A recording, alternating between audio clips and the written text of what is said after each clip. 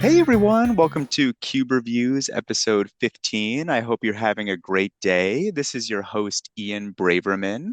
Today I'm joined by Garrett Borden. How are you doing today? I'm doing great. Thanks for having me on, Ian. Oh, yeah, of course. I'm excited to be talking with you today about your very fun artifact cube, the Modern Antiquities. But first, introduce yourself. Tell me about your history with magic, cube design, some of your hobbies, what you do for work. Sure. So, starting with Magic, I started playing in M11, going into Scars of Mirrodin, which kind of ties into my cube, I suppose. As far as my history with cube, maybe 5 or 6 years ago, I started with a peasant cube and maintained that for a couple of years before I started on the artifact cube that I have now.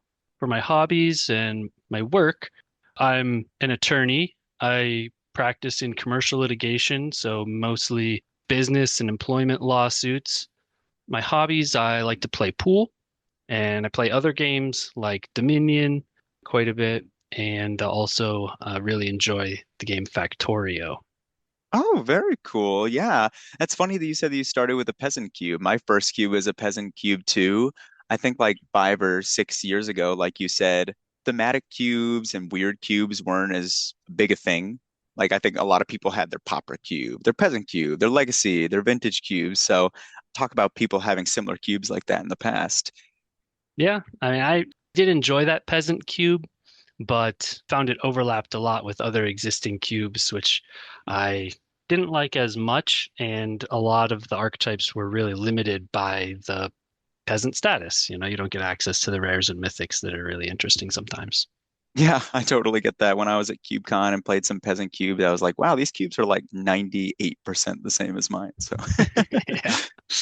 totally. And yeah, so I've known you for a few months now. You're one of the newer members to our local play group, Games IRL in Avon, Connecticut. Come join us if you're in the area. But it's been really fun cubing with you over the last couple few months. Yeah, we've done this cube a couple times now, this artifact cube. And tell us about the cube that we're talking about today. Sure. So it's a 600 card medium power cube that every single card in the cube, as close as I can manage at the moment, either is an artifact or directly references artifacts. And I have some self-imposed restrictions of only modern frame cards and no double-faced cards in the cube for different reasons. Cool. And what was the inspiration behind the cube? What made you want to build such an artifact heavy cube? There are a few things that pointed me in that direction. One, like I said, I started playing in M11 going into Scars of Mirrodin. And I've found talking to a lot of Magic players, there tends to be a gravitation towards the themes of the sets from when you first start playing. So for me, that's obviously Scars of Mirrodin. That whole block, almost that whole year, was all artifacts. And that was kind of my introduction to Magic. Really enjoyed it then, still really enjoy it. And while I had my Peasant Cube, I was also playing a lot of Commander. And my favorite Commander deck at the time was a Slowbad, mono red goblin that sacrifices artifacts to make other artifacts indestructible. But it was a combo deck that just had all of these redundant, janky pieces like Clock of Omens and Draw Scorpion and Nim Death Mantle that kind of created a lattice of 3 or 4 card combos that I just love building that contraption, you know? I was foiling out that Slowbad deck and I had all these spare non-foil versions of those cards. Well, what do I do with these? So I started putting them aside and curating what became the artifact cube out of that. That's really funny to hear. The artifact cube kind of came from, I wouldn't say the chaff, but the stuff that you were like, oh, what do I do with this now? I already foiled out the commander deck. What do I do with these extra cards? Exactly. So the core of those, it's funny now I have since taken apart that Slowbad deck and put those foils from that deck into the cube. Now you got to take the non-foils and have your backup commander deck, but the All right. just keep switching them back and forth. And that's a really funny point that you said that based around the time that you started playing, I think that players have different tendencies. I've definitely noticed that. For example, a couple years ago when Kaldheim came out, I've seen a lot of players when they started around that time be really into the themes like snow or elves or back when War of the Spark was a set that had just came out, players are really into planeswalkers or proliferate. I think that's a really interesting point that I haven't thought about before. Yeah, I think there's some bit of nostalgia and comfort with like this is the game as I knew it, and this is the game as I kind of want it to be. So it's a really cool thing about Cube too, is that you can make it that way. It's not always true in other formats where you're kind of forced to gravitate towards whatever the power band is. In Cube, you define the power band, so you can make it whatever you want it to be. Absolutely. And so what about Scars of Mirrodin was so inspirational for you, and why did it make you want to build a whole artifact cube? I think a lot of it is the both Scars of Mirrodin, but pulling back to original Mirrodin. There are just so many interesting cards that don't operate like other Magic cards. Like Clock of Omens is one of my favorite ones. What does tapping two permanents to untap another permanent do? Usually nothing. But in the context of an artifact deck, or in this case, the artifact cube, it does a lot of things just because there's so many other incidental things that care about being tapped or that you can untap to use their ability again. A lot of times they can go infinite, just unexpectedly. And I really like the kind of discovering the combos as you play. There are so many combos in this deck that I wouldn't say are good, but they will just incidentally occur in games that you maybe weren't expecting whenever you built the deck after your draft. Yeah, absolutely. Just like those accidental, oh, I go in infinite. I didn't even realize 5 card engines that are just like, oh, I win accidentally. Sorry, guys. Right. And I love that. It's like another part of discovery for me. Yeah, so when we played this cube at our weekly cube night, I would say like 2, 3, 4 weeks ago, we played a one versus one and it was really fun, like a normal cube, one versus one magic.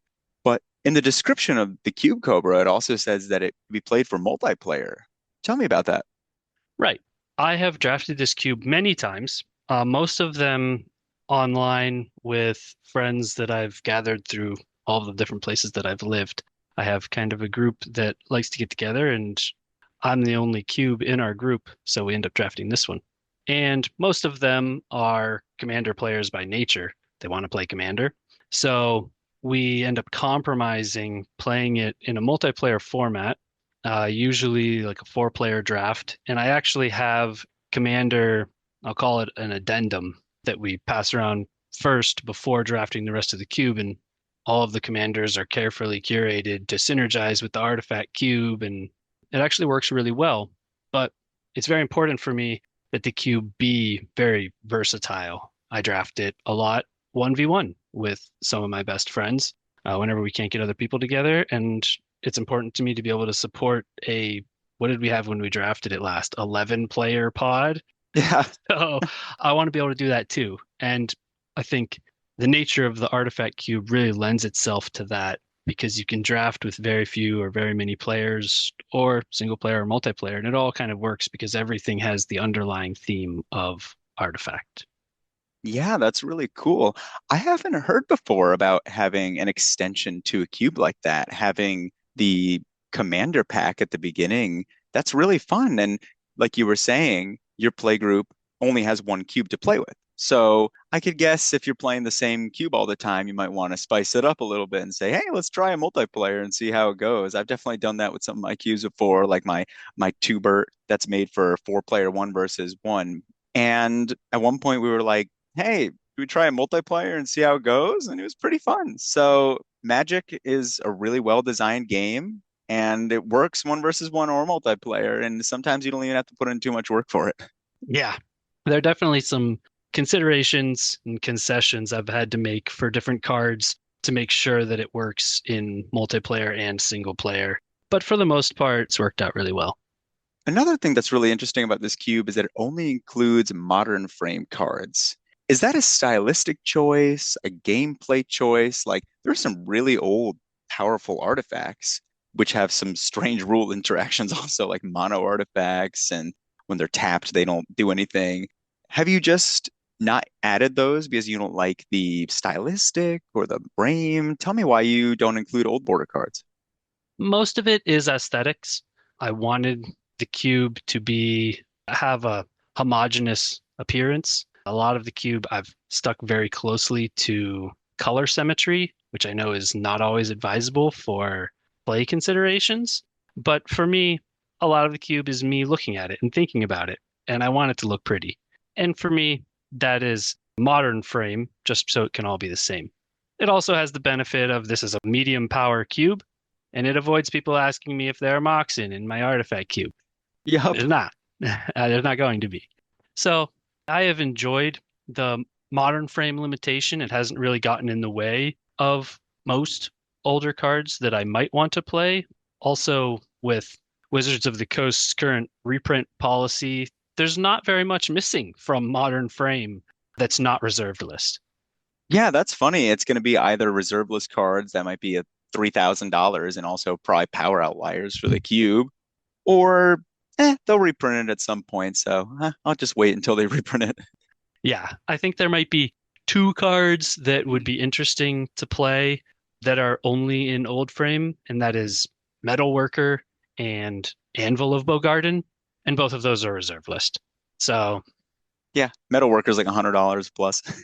yeah, yeah, Metalworker is a lot of fun. It used to be in a lot of vintage cubes, and it would be the card that when your opponent played it on turn three, it's like a 1/2 for three. But if you let it live, you might just die. yeah. I have a modern frame memory jar that I am strongly considering putting in the cube, but I haven't decided what to cut for it, and it also might be too strong.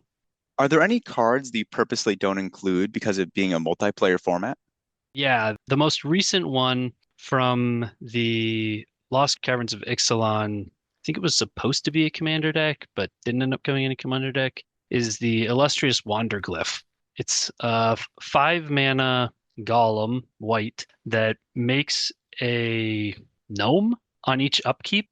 If you have the city's blessing, it gives all of your artifact creatures +2/+2. And in a 1v1, this is probably fine. It's making you two gnomes a turn. Eh, in multiplayer, it completely warps the game and it just becomes about who can control the Wander Glyph or if you can get rid of it quick enough before it completely takes over. Yeah, in multiplayer, that sounds extremely powerful, but in one versus one, it's still probably pretty good. Right. Very cool. And in the cube description, it's a medium power cube. I've been building my own artifact-centric cube for the last few weeks, the Trinket Cube.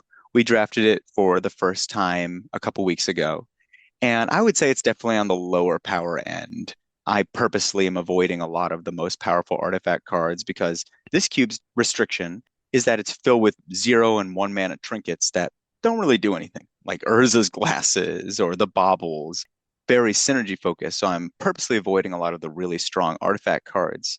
What kind of cards are you not including because they might be too powerful? Like I see some really insane strong artifact cards not being present in your list, like Urza, Lord High Artificer, Goblin Welder, Tinker. There are some really broken artifact cards. Right. I have tested most of them. For example, Thieving Skydiver, which is probably also too strong for the Trinket Cube. I don't know if you've already determined that or not. I have it in there right now, but it's on the watch list. Yeah. Instead, we have Master Thief, a more fair alternative. I tried out Pyreswipe Hawk. I tried out the Guns command and Prismari command. These are all just too much value in a single card. Artifact Mutation, Scavenged Brawler, all of these have gone through testing, and it's hard to tell sometimes because I draft this cube both multiplayer and single player. When someone has a huge play with a single card, in multiplayer, okay, everyone just uses threat assessment to fix the problem. But in a 1v1, okay, you just blew me out with a 3-for-1, the game's over. And I really want to avoid single cards that do that. I really want to make my players work for, does this fit my deck? Not just, oh, should I be splashing, which in this cube is not very hard with as many treasures as there are and everything else, for this multicolor card that wins me the game by itself. Try to avoid those.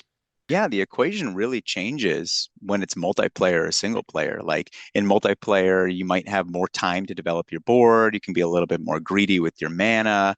Like in Commander, Soul Ring is a completely broken card. When you have Soul Ring turn one, you should win if it's one versus one magic. But in multiplayer, everyone just gangs up on you and you lose. So it's a really Right. interesting dichotomy between the single player and multiplayer aspect. For some of the cards that you mentioned, like Urza and Goblin Welder, cards that have historically been in Vintage Cube, I think that those are very appropriate, if not in some cases underpowered for the Vintage Cube because you have to be drafting the artifact deck for them to work. In this environment, every deck is the artifact deck. As long as you can make the blue requirement, Urza goes in every deck. It makes you the mana, it makes you a threat, and it draws you cards. Well, it gets you card advantage anyway. So I've tried to avoid single cards that it's like, oh, this goes in every deck for any reason. And Goblin Welder, it is so close to being okay. And I have the Modern Frame Judge promo Goblin Welder already. It could easily go in the deck. But the fact that you can use it defensively is so oppressive. When everyone's graveyard has an artifact and they're being expected to play good artifacts on board, to be able to swap out someone's Nexus of Becoming for a prismatic lens is so oppressive to do that every turn. So no Goblin Welder for now. Yeah, that's a little bit aggressive. Hey, I have my Blightsteel Colossus or something in play, and I'll switch it for Mishra's Bauble. And I can Exactly. do that every turn. And if I can untap my Welder, and then also I'll bring back my own Wormcoil Engine. And yeah, that's a little bit excessive for sure. Yeah. That's really interesting, your point on that certain cards become even better depending on the themed environment. Like Agatha's Soul Cauldron is such a fun card. I have it in my Absolutely. Bant cube, my Rakdos cube. I played it in other cubes, and it adds such an interesting other dynamic to the game because you're thinking about, oh, what activated abilities can I put on other creatures to create some kind of really interesting combo engine? But in my proliferate cube, I said, this card's perfect. It does so much with counters. There's going to be so many interesting ways that I can move walking ballistas and hanging back walkers. But it turns out it was just way too powerful in that cube because its strengths were just exaggerated. So it's really interesting to hear you say that about Tinker and other cards too. Yeah, so often I have people give me recommendations of the most obvious, and I don't blame them. They're not curating an artifact cube as a hobby, as the most obvious artifact archetype cards that go into the vintage list or anything like that. But yeah, they don't work in this context. It's just too much when everyone's building the artifact deck. Yeah, definitely. And speaking of my proliferate cube, in my proliferate cube, for the most part, I try to stick as close as possible to the theme. I want almost every card in the cube to do something with counters. Even the removal spells, the counter spells, the card draw, the lands in some cases. I want them to feel everything thematic if possible, but sometimes it's not as possible to do that. For example, I had a lot of issues when the cube I was first building it, removal. Some colors just only had like 6 mana removal spells that proliferated. Sure, we've gotten some really good cards recently for it. I was wondering if you've had a similar experience with your artifact cube. You're trying to, as much as possible, really stick to the theme, have everything deal with artifacts in some way. So tell me what challenges you faced in having that kind of restriction and how it's felt in curating. Right. So the name of the cube is Modern Antiquities. And I don't know if you know anything about the actual Antiquities set, but it was a gimmick set where every single card was either an artifact or directly referenced artifacts, except for the lands. And I just thought that was so cool. And I tried to replicate that here. And I think, especially with the quantity of cards that Wizards is producing, it's actually become pretty viable. As far as the removal, I did have to stretch for some of them. I was able to do it, but many of them, it's like, oh, target creature fights another target creature, make a food token. Or deal 5 damage to a creature, excess damage is turned into treasures. Where it's like, is this really an artifact card? Maybe. There's definitely synergies from having the artifact tokens, and it is the removal spell that I need it to be. So, as a byproduct of that, this cube makes a lot of tokens. Wizards has just made a lot of different artifact tokens in the most recent years, and so many of them are interesting, cool cards, or they fill niches like needing removal in the cube. So, yeah, if you don't like tokens, this cube might not be for you. They print a lot of tokens these days. They have junk tokens, map tokens, food, treasure, clues. It feels like at this point you have a commander deck and then you have a pile just as large as tokens as your actual deck. Yes. There's been a lot of token creep. Yeah. There's not very many artifact tokens that haven't made at least one or two cards into the cube that produce them. And it's fun because then you get a wide variety of different interactions between different type of tokens. Absolutely. It makes cards like Academy Manufacturer Oh, one of my really favorite powerful, cards. but I really love fun to that play card. with. Yeah, he's really good. When you have three Academy manufacturers after copying it a couple times and you break Magic Online, it's the best. Yes. And tell me about some of the archetypes that you include in the cube. Like I see a wide range of archetypes that are available, like Flicker, Sacrifice, Ramp, token copying that we just talked about, Evasive Beatdown, Graveyard, Equipment, 1/1 counters. I think some people might think similar to how it was with my Proliferate cube, that just because it's all in on one theme, there can't be a wide range of archetypes. Tell me about the archetypes in the cube. There are a lot of archetypes in the cube, and I think it works because they're all at their base artifact themed, but they are each pretty distinct. It's important to me because I draft this cube sometimes 1v1 and sometimes with 11 players that the decks still work even if you're not seeing a lot of the cube. And it is a 600 card cube, so it's like medium large. You're not always going to see most of the cube. And I think that it works because at its base, it's all artifact. But really, a third of the cube is colorless.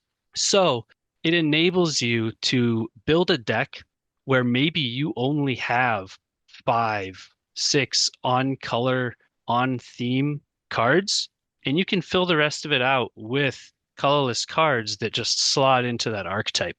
And it's allowed me to be really flexible with so many different archetypes while still being able to make them work when you're only seeing, 200 out of the 600 cards in the cube.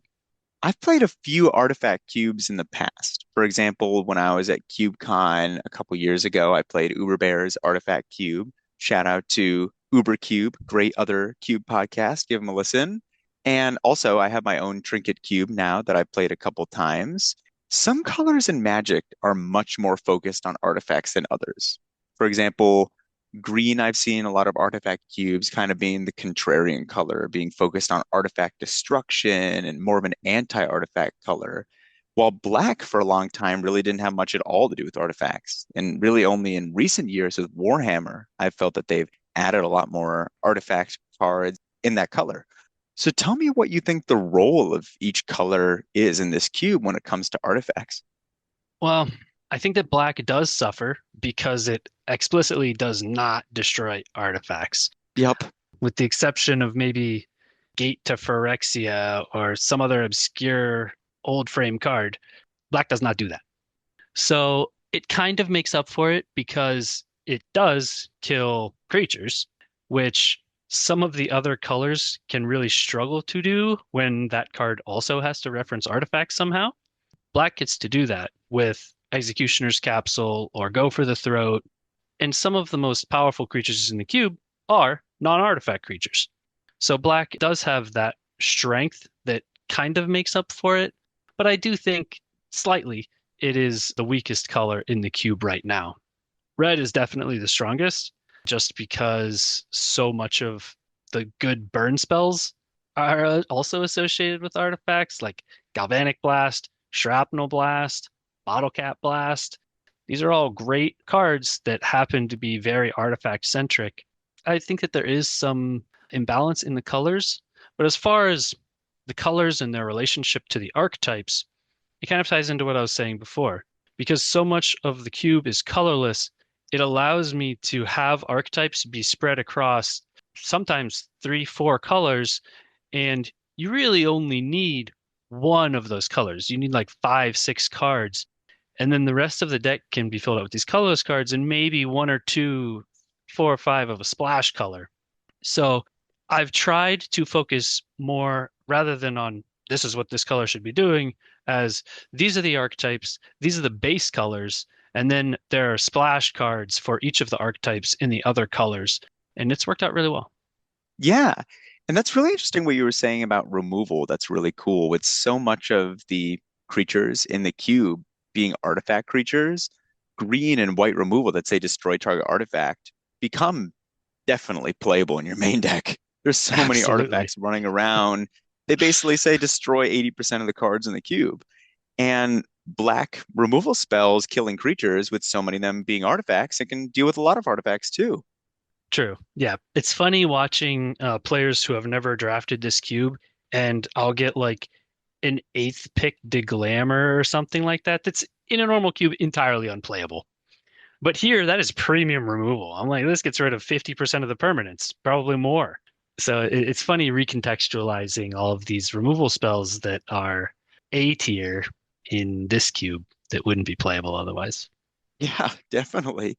And has the cube list changed over time as we received more artifact-centric, like universes beyond cards, or, for example, sets like Brothers War that was so artifact-centric? It feels like, as we said, before Black really didn't do much with artifacts at all, and then we got Warhammer, or Green, we've gotten some great artifact cards recently, like Teething Wormlet and such. Tell me about how the cube has changed over time and how you've changed in your philosophy with it. So I built this cube originally. The first list is from 2021. And since 2022, the majority of standard sets have had at least a substantial artifact theme. From Kamigawa having explicit artifact theme, Streets of New Capenna having treasure theme, Brothers War, Phyrexia, Lost Caverns of Ixalan with all of the craft artifacts, Mirza Karlov Manor making all of the investigate tokens, and then Big Score out of Thunder Junction. It's like nonstop, a little bit fatiguing how much artifact support there has been. And that's not mentioning the Horizon sets, which influenced almost every cube. These cards are just amazing for cube. And the UB sets, the UB commander sets between Warhammer 40K, the whole black deck was all artifacts. Doctor Who, every set was artifact basically. And Fallout, also a ton of artifact support. So yeah, I was looking at the cards that have been stable. Out of the 600, less than 200 are the same from when I originally made the list. Wow. So two-thirds has rotated entirely because of just all of these sets printing new, cool, interesting cards. A lot of those cards also come from the auxiliary commander sets. Those provide a lot of cards that are really interesting for the single player and multiplayer hybrid needs of the cube. Yeah, that's really cool because I feel like in the past, if somebody built an artifact cube, they might have even excluded colors. I've seen cubes that, for example, graveyard cubes that say, I'm not going to include any white because white doesn't do much with the graveyard. And 5, 10 years ago, an artifact cube might have said, black doesn't do anything with artifact, so I'm just going to exclude black. But I think some people have the feeling that they print too many cards these days. How do I keep up? But because they print so many cards, I feel like they've expanded into so many different archetypes and tried to expand the color pie in so many interesting ways that I think theme cubes or theme commander decks are becoming way more viable than they have in the past. Like a proliferate cube, like I said, I would have never been able to have all the interaction or most of the interaction have to do with counters. But now we've had so many great counter sets that it's become way more possible. So I think that these really specific, like you said, commander decks or universes beyond have helped a lot.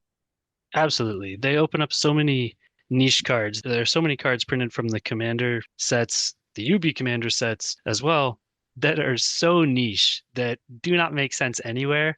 But in this one specific environment is so dynamic, so interesting. And I've got more than a handful of those in the cube.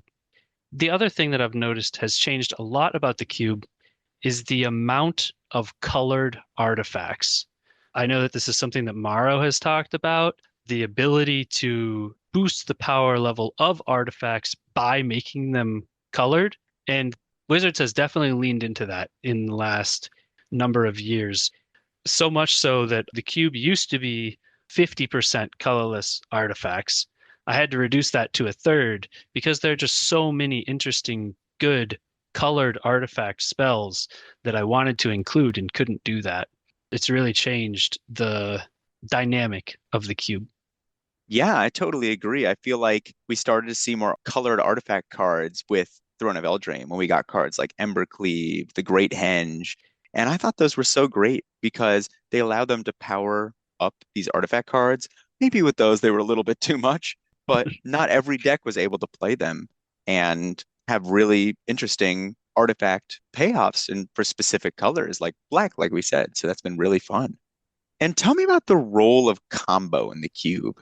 Like we mentioned, artifacts are definitely really well known for having a wide range of combos, and sometimes it'll be some four card crazy combo. Like in Modern, I've seen Aspiring Spike take Karn that tutors an artifact from your sideboard to get Ancestral Statue to bring back the Karn to your hand, and then go infinite with Omniscience. I feel like artifacts are notorious for having just these crazy combo lines that you might not even realize exist. And there were a few that I saw on the list. For example, Emry and Mindslaver, Ashnod's Altar and Nim Deathmantle, Magistrate, Scepter, Contagion Endon, and Winding Constrictor. I don't know if viewers know about this, but a really great resource is the website Commander Spellbook.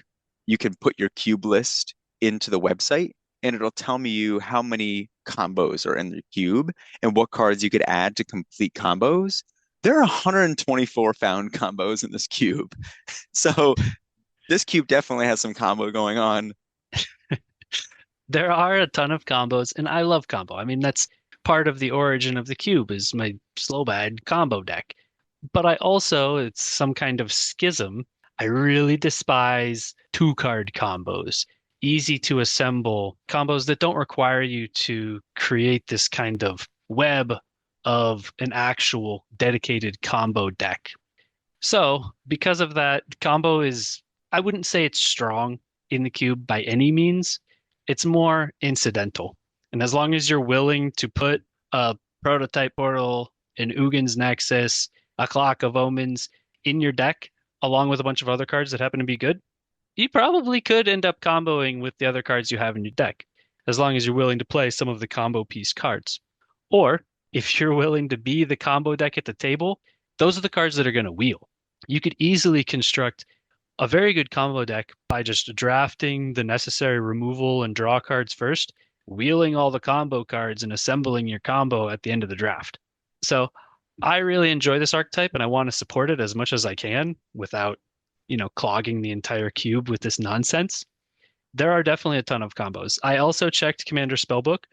I don't think it's exhaustive. There are some combos that I'm aware of in the cube that aren't listed in there, but it did a pretty good job and even showed me a few that I wasn't aware of.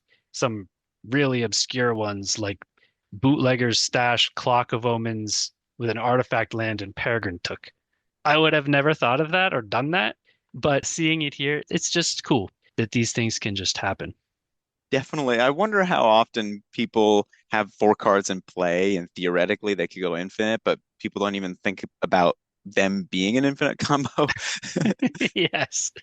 My Yeah. favorite kind of combo and cube to include, like you mentioned, is the cards that are good on their own, cards that are really good in their own deck, like Emry. That's a fantastic artifact card. It self-mills you, it recurs your artifacts, it's so much value. And also Mindslaver. That's such just a fun artifact win con. You just play that, you take your opponent's turn, you loop it a couple times with like Duretti or something. You make the opponent a little upset, but you have a great time. I just think it's so fun to have a lot of cards that are really good on their own, but then players who have a lot of experience or just by accident can say, "Oh my gosh, wait, I'm a combo deck." And it might never come up in the games, but it's just fun. I think it's like a memory. Yeah. The last time that we drafted, one of the players drafted a mono black combo deck that was using Grinding Station and I think he had Nim Deathmantle and a bunch of other nonsense and was trying to mill his opponents out. He didn't win the draft, but I just respect that deck so much and the effort to make it work. And it did work some games. I love that. Yeah, when it comes together, it's fun. It might not be fun in the moment for the opponent. They might say, "Oh, I'm dead," but later on, hopefully they laugh about it. And so, what are some of your favorite decks that you've seen drafted out of this cube? And are there any cards that you've seen that have really surprised you for being especially powerful in an artifact cube that other artifact cubes should maybe include? My favorite decks in the cube are one, like we talked about, the combo decks. But also, if you're familiar with the philosophy of Fifth Dawn, the last set in the original Mirrodin block, Wizards of the Coast realized that if the majority of your deck is colorless, there's really no reason that you can't be five color. And this idea of colorless five color is so cool to me. My favorite decks are the five color colorless decks, specifically the artifact creature aggro decks that I've planted these very strong artifact aggro enablers in all five colors. And there's enough five color lands, there's enough ones that are restricted to artifact spells and things like that. It's very viable if you are looking for it. And it's so fun whenever it comes together. Just giving people the beat down with Cyberman patrollers and ornithopters is great. That's great. Yeah, I mean, I love five color nonsense. When we just drafted the control cube last week, that's what I did, five color nonsense. So I'm always in for that. And that's really interesting what you said about if your deck is 80% artifacts that are colorless, your random basic lands that you just put in five of every basic or whatever, that can cast 80% of your deck. And then those random of color pips or activated abilities, they're just gravy if you're able to activate them. So I think that's a really fun philosophy and a really cool deck archetype. I definitely need to try that next time we draft it. There are a bunch of cards that are very cool because they're recontextualized. Like I was actually talking about this with my brother, who I draft this cube with a lot. We were power ranking the cards in the cube.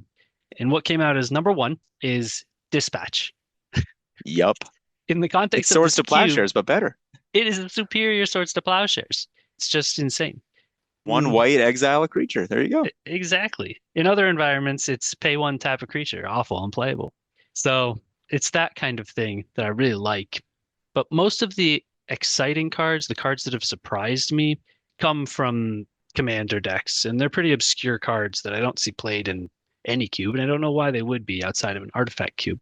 Like Schema Thief, it's a blue 4 mana 3/3 that whenever you deal combat damage to a player, you make a copy of an artifact that they control. Hmm. Unplayable if they don't have good artifacts, but in this context, everyone has good artifacts. Also, really like Nick Valentine. Whenever an artifact creature controls, you investigate. He also can't be blocked except by artifact creatures.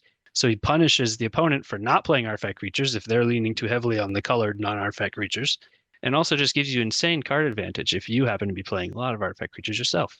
It's these kind of things that like this card is bad, but in this context, amazing. It actually really fits. Definitely. That's a lot of fun. And what have been some of the most exciting cards that you've seen from recent sets for your cube? Like for my Trinket cube, there have been some really amazing cards printed over the last year. For example, Marionette Apprentice.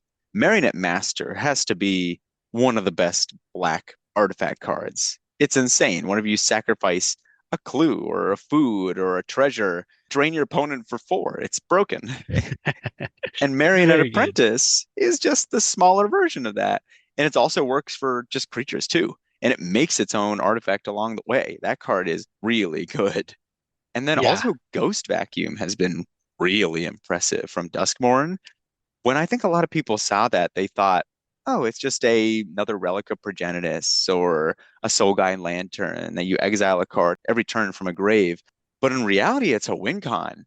As your opponent is exiling and you see them taking really strong artifacts from your graveyard or their graveyard, it's like, oh my gosh, if they activate it and pay the six, they're going to have a board of Mold Drifters that'll come in and draw a card or deal damage or make value. That card has been really impressive too. Yeah, there have been some really cool recent cards. My favorite one that is the most recent is Evora, Insatiable Air. It's a 2-drop red legendary vampire 1/1 that when it enters, you make a blood token. And whenever you discard a card, it gets a +1/+1. Whenever it deals combat damage to a player and has trample, you make another blood. It's just so good at generating rectangles on the board, which is one of the main things you want to be doing in this cube. But also, it enables all of the discard strategies. It's a great aggro card. I'm a big fan. I also really like the talents from Bloomborough, specifically Scavenger's talent and Gorman's talent, though I'm also playing Blacksmith's talent. These are just great mana sinks and they synergize with artifacts insanely well. The unidentified hover ship from Duskmorn, it's a great flicker target, and the cube could always use more vehicles. And it's Uh, a alien spaceship. of course, the second one in the cube with Recon Ship Theta. Yes. Untimely Malfunction, love the redirect, is just chaos, and also it destroys artifacts, so it's always going to be main deckable here. And it's getting a little further away from recent, but the big score was a big score for this cube. I've playing 9 of the 27 original cards from Big Score. Wow. It was just fantastic for this cube. I really enjoy all of those cards that I've included so far. The big score had some really high power artifact cards. Like, is it Femora's Vault Yep. that you Fomori can Vault a is in Fomori there. Vault? Yeah. That Yep. card is insane. You just every turn dig through time if you have enough artifacts. That card is crazy. And then also Simulacrum Synthesizer that makes constructs and scries when it enters. That card is insane too. Like there was some really high power cards in the big score. Absolutely.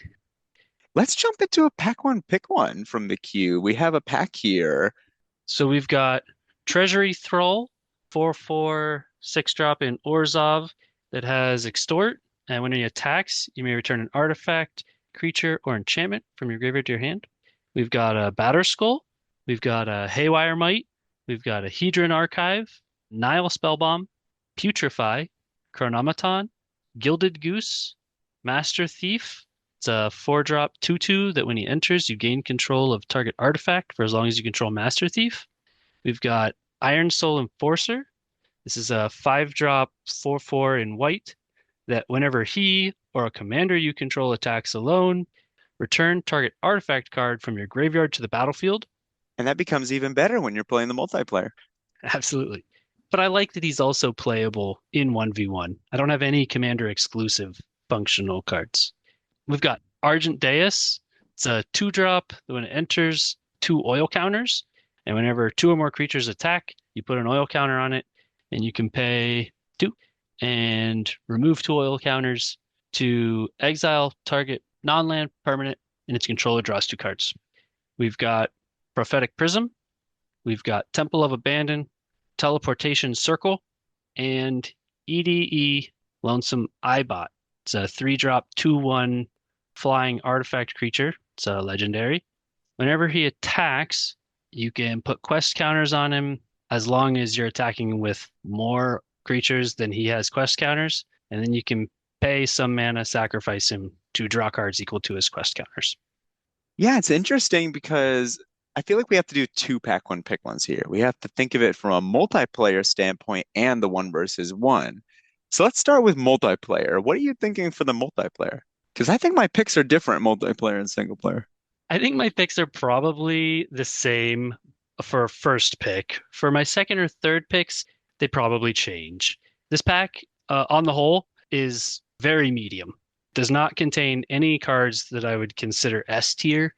That's my favorite Um, kind of pack one, pick one. When there's just some broken, obvious card, everyone says, ah, take the fetch land, and it's boring. right. I don't know if this is expected, but I would not take any other card first other than Gilded Goose here. Gilded Goose being a 1 mana play that can accelerate you. There's only a few of those in the cube, and the fact that it can produce an artifact every turn if you need it to is very powerful. So I would probably take that regardless of if I'm playing multiplayer or single player. What would your pick be for either option? So for multiplayer, I'm looking at Iron Soul Enforcer. I mean, that card seems insane. It's a 5 drop that whenever it or a commander attacks, you return an artifact from your graveyard to the battlefield. I mean, you could play your commander, and then play this 5 drop, swing with your commander, and then get back some other huge, insane bomb. I mean, that card seems great. And I feel like I might have some biases with this being an artifact cube. I feel like maybe it's my boomer mind or something, but I want to avoid green and black. I just feel like blue, white, and red are where to be in an artifact cube. They're the artifact colors. I do think Iron Soul Enforcer is a very good option. I know from experience that the Reanimator archetype as a whole is pretty hard to put together just because it's like three components. You have to have the Reanimator card, the discard card, and the huge artifact you want to bring back. So the Iron Soul Enforcer is probably one of the better, with maybe Deretti ahead of it as the best Reanimator cards. So I think that's perfectly fine choice. That and like Teleportation Circle would also be a fine first pick if you're just like, this is my lane and I want to have my engine in pocket so I can build around it. That's totally respectable. I think that those are both great options for that. Iron Soul Enforcer, I just want to bring back Haywire Might every turn. How do you lose with that? I would say my second pick after Gilded Goose is probably Haywire Might. There, Yeah, the 1 versus 1, that's probably my pick. there's an Auriok Salvager, there's a Scrap Trawler, there's Goblin Engineer. There are so many ways to abuse a Haywire Might in the cube that it's not just a removal spell, which is fine enough on its own. It can be a lockdown engine piece. Yeah, and honestly, I'm looking at Prophetic Prism pretty highly. Really? It's a card draw, it's color fixing, it has so many extra synergies. Maybe that's just my chaos draft brain talking, but It does. Prophetic Prism is great. Prophetic Prism probably gives you the most flexibility out of this pack, just because, well, one, it sets you up for any set of multicolor coming down the pipe.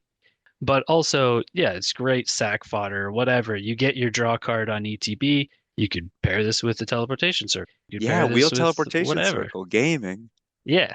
So I think that that's a fine choice too. It definitely is the most flexible option out of this pack.